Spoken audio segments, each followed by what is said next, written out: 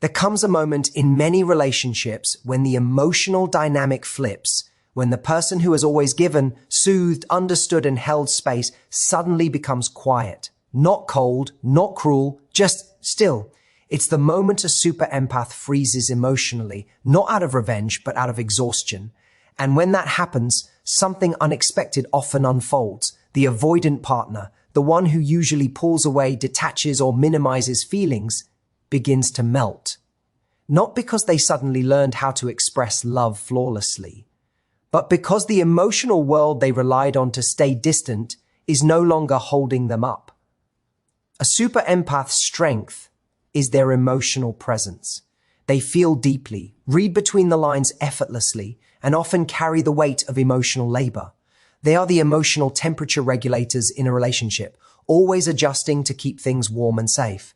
But when their generosity goes unnoticed, or their needs go unmet for too long, something shifts inside them. They don't explode, they don't chase, they don't threaten. They simply stop performing emotional CPR on a connection that refuses to breathe on its own. This emotional freeze is misunderstood by many. It isn't manipulation, it isn't punishment, it is clarity. It is the moment the empath realizes that no amount of effort can sustain a relationship built on asymmetry. It is a quiet awakening, a gentle turning inward, a reclaiming of energy that was scattered far too widely for far too long. In that freeze, they are not shutting down, they are recentering, they are regrouping. They are finally listening to the voice inside that whispers, "You deserve to receive too." And then something remarkable happens. The avoidant, who has grown accustomed to space, distance, and control, suddenly feels a change they cannot quite explain. The emotional landscape they relied on, the one where the empath was always available, always forgiving, always giving second chances, isn't the same anymore. The warmth they once took for granted now feels missing. And for the first time, the avoidant feels the coldness of their own patterns reflected back at them. It's not that the avoidant suddenly becomes secure overnight, but the freeze disrupts their autopilot. The dynamic where they pull away and the empath pursues no longer exists. The freeze removes the empath from the emotional equation, and suddenly the avoidant begins to feel. They feel the loss of safety they didn't realize the empath was creating. They feel the absence of understanding they never learned to articulate. They feel the fear of losing someone who provided a love they didn't know how to hold. This melting isn't always visible. Sometimes it appears as curiosity. Are you okay? Sometimes as confusion, you seem different. Sometimes as a softening. I didn't know I made you feel that way. And sometimes it appears as the first honest emotional effort they've ever made. But here's the truth. The empath's freeze is not a strategy to change the avoidant. It is a path to rediscover themselves. If the avoidant melts and grows, the relationship may find a new balance. If they do not, the empath will have already begun the journey of stepping out of emotional overfunctioning and into self-respect. Relationships shift when one person stops dancing the same dance steps they've always danced. The freeze is that shift. The melt is its ripple.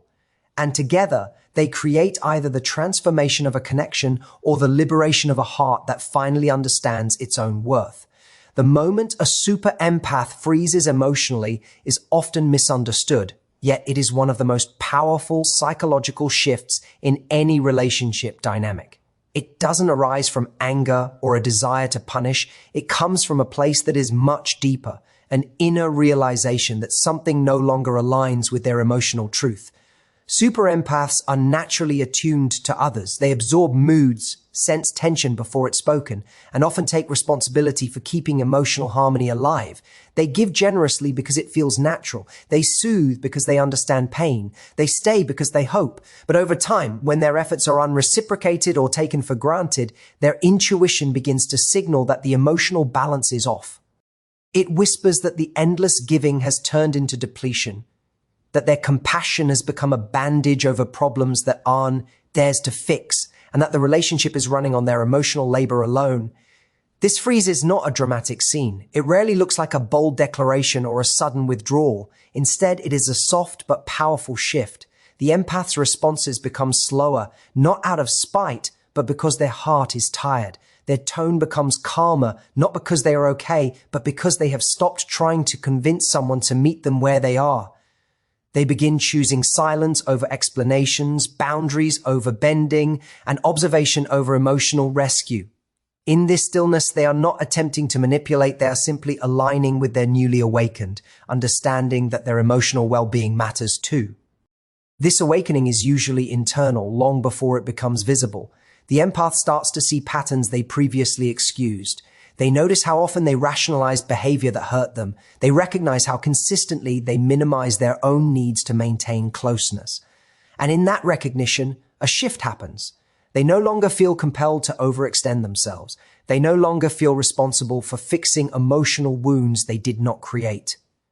The freeze is the moment they stop running on hope and start standing on self-respect.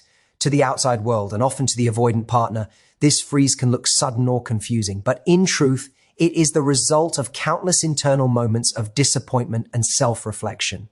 The empath realizes no amount of emotional nurturing can sustain a relationship where vulnerability is one-sided. Their freeze comes from a place of peace, not revenge.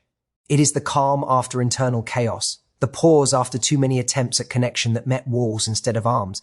And because empaths are so deeply aware, this shift isn't fueled by bitterness, it is guided by clarity. They finally see that emotional generosity without reciprocity leads to emptiness. In essence, the freeze is a return to themselves. It is the moment they stop diminishing their feelings in the name of love and start honoring their inner voice. They don't slam doors, they simply stop reopening the ones that keep hurting them.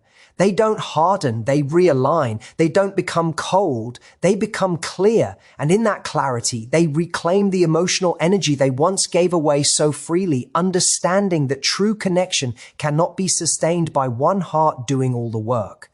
When the empath emotionally freezes, something begins to shift inside the avoidant, often in ways they don't immediately understand. Avoidant individuals are accustomed to a certain emotional landscape. They are used to having space, independence, and emotional distance. But what many people miss is that avoidants often rely deeply, though silently, on the empath's consistent warmth. That warmth becomes a stabilizing force in their world, a buffer between them and their own discomfort with vulnerability. The empath's presence becomes the emotional safety net they never admit they need. It reassures them that connection is available without requiring them to fully engage. It allows them to retreat while still feeling connected. But when that warmth suddenly grows quiet, when the emotional ground they relied on stops absorbing their distance, something inside them begins to thaw in unexpected ways. This melting is not dramatic or instantly visible.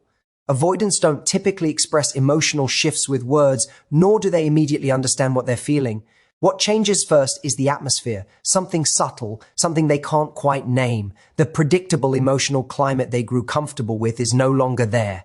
The empath is no longer cushioning their withdrawal or offering endless reassurance. The absence of that emotional safety net leaves the avoidant more exposed to their own internal world. They begin to feel a type of emotional draft they never noticed before, a sense of discomfort or uncertainty that signals something is different.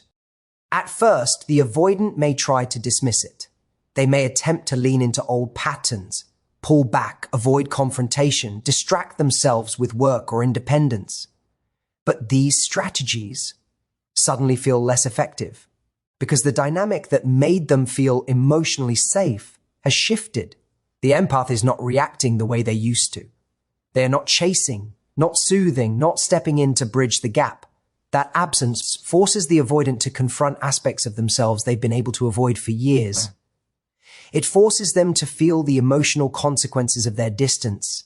It forces them to sense the fragility of the connection they took for granted. This is the beginning of the melt. It's a slow internal realization that the relationship does not survive on their terms alone. It's the awareness that the empath's presence wasn't just comforting, it was holding the relationship together. And now, with that presence gone quiet, the avoidant begins to feel something they rarely do: fear of losing someone who mattered more than they let themselves acknowledge. This fear isn't loud. It's a gentle tug at their consciousness, a whisper reminding them that connection is slipping through their fingers. As this inner shift unfolds, the avoidant often becomes more attentive without even realizing it. They may ask subtle questions, check in more often, or show a kind of interest that wasn't present before. Not because they suddenly transformed into emotionally secure individuals, but because the loss of emotional safety stirs something real inside them. The melting is their emotional defenses softening, their awareness expanding, and their heart recognizing, sometimes for the first time, the value of the connection they were afraid to fully enter. The absence of the empath's warmth creates a mirror, and the avoidant begins to see themselves in it. And what they see often changes everything. When the empath stops pursuing, the entire dynamic of the relationship begins to shift in ways that are often subtle but profoundly transformative. Avoidant partners are accustomed to a certain rhythm in their relationships. A rhythm where they can pull back without consequence, retreat without fear, and maintain emotional distance while still feeling secure in the connection. This pattern works only because someone else, usually the empath, consistently steps in to bridge the gap, to chase, to soothe, and to make up for the emotional distance. The avoidant's sense of security relies heavily on the presence of this pursuit, even if they are not consciously aware of it. When the empath stops performing that role, the rhythm is broken. The old patterns that the avoidant relied on no longer function, and the emotional equilibrium of the relationship begins to wobble. This shift can be confusing and disorienting for the avoidant. They may initially respond with disbelief, irritation, or attempts to resume control.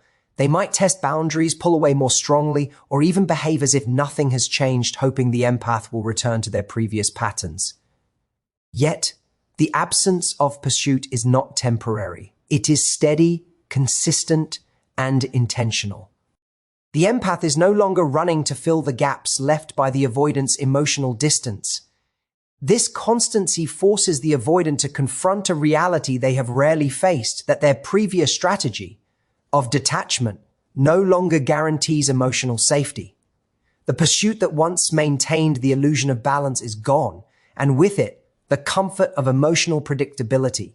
As the avoidant experiences this disruption, something remarkable often begins to occur. The very absence of pursuit encourages them to step forward, to engage in ways they previously avoided.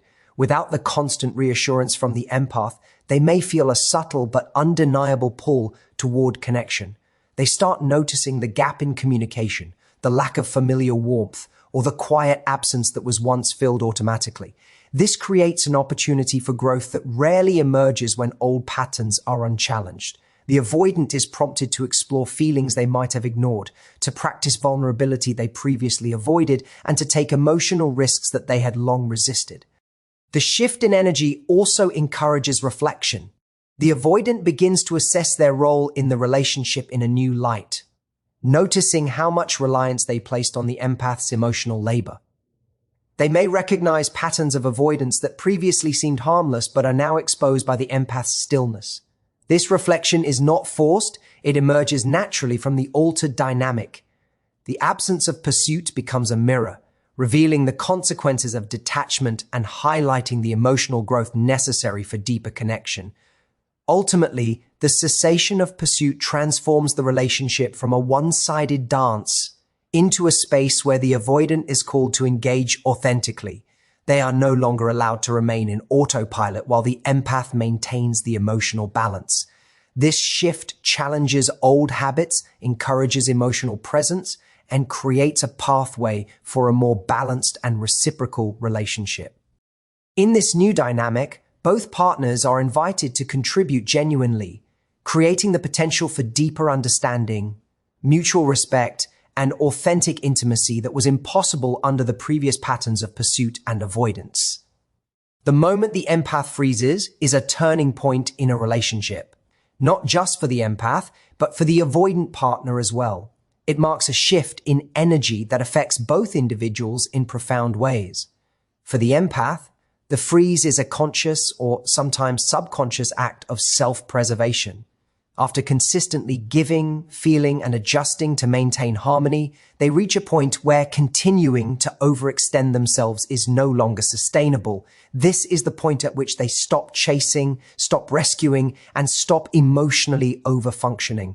The freeze is a boundary in motion, a reclaiming of energy and clarity that has been scattered for too long. It is a pause, a realignment, and a necessary recalibration for their own emotional well-being. For the avoidant partner, the empath's freeze is often an unexpected jolt. Avoidants have grown accustomed to certain patterns of emotional interaction. Their detachment, their distance, and even their occasional withdrawal were previously balanced by the empath's unwavering presence. The freeze disrupts this equilibrium. The emotional safety net they relied on disappears, and suddenly they are faced with the consequences of their own avoidance. The absence of the empath's constant emotional labor forces the avoidant to step out of autopilot and confront feelings they have long avoided. They begin to feel the void left by the empath, the subtle but significant absence of warmth, attention, and understanding that they previously took for granted. This turning point is transformative because it introduces a new reality for both partners. For the empath, it is the moment of self-empowerment. They learn that their worth does not depend on constant validation or the emotional availability of another. They begin to recognize that love should be mutual, balanced, and respectful, not a one-sided effort that drains their energy. They understand that the relationship can only thrive when both people contribute emotionally, and they start setting boundaries that protect their heart without resentment. The empath begins to prioritize self-respect and emotional reciprocity, recognizing that their presence is valuable and should not be undervalued or exploited. For the avoidant, the freeze serves as a mirror, reflecting the impact of their own patterns of withdrawal. It is an invitation to awareness, to reconsider how they approach intimacy and emotional vulnerability. The melt that may follow is a response to the absence of the empath's habitual emotional labor. The avoidant begins to feel the consequences of their detachment, not through confrontation or blame, but through the tangible shift in energy and emotional connection. They may experience curiosity, concern, or even regret, but these feelings are essential for growth. They are the first stirrings of emotional responsibility, the initial steps toward a more balanced and reciprocal dynamic. Ultimately, this turning point determines the trajectory of the relationship. If the avoidant responds with self-awareness and effort, the relationship has the potential to rebalance into something healthier and more fulfilling. If they remain resistant or indifferent, the empath's freeze becomes an act of liberation, allowing them to step away from imbalance and reclaim their emotional sovereignty. This moment is a crossroads where self-respect, growth, and authenticity converge, defining not only the future of the relationship, but the emotional evolution of both individuals involved. True healing in any relationship begins when emotional labor is shared, rather than carried by one person alone. In many dynamics between a super empath and an avoidant partner, the empath often takes on the majority of emotional responsibility. They read between the lines, anticipate needs, soothe frustrations, and maintain the flow of connection even when the avoidant withdraws. Over time, this one-sided effort can create an imbalance where the empath feels exhausted, unseen, and underappreciated, while the avoidant relies on their partner's generosity to maintain comfort and distance simultaneously. Emotional labor should not be a measure of endurance or a silent expectation. It should be a shared mutual contribution where both partners feel supported, seen, and responsible for the health of the connection.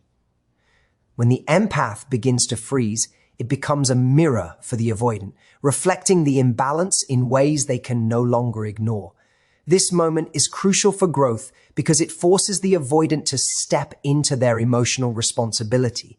They are suddenly confronted with the reality that maintaining a connection requires active participation, not just moments of presence or attention when convenient, but consistent emotional effort.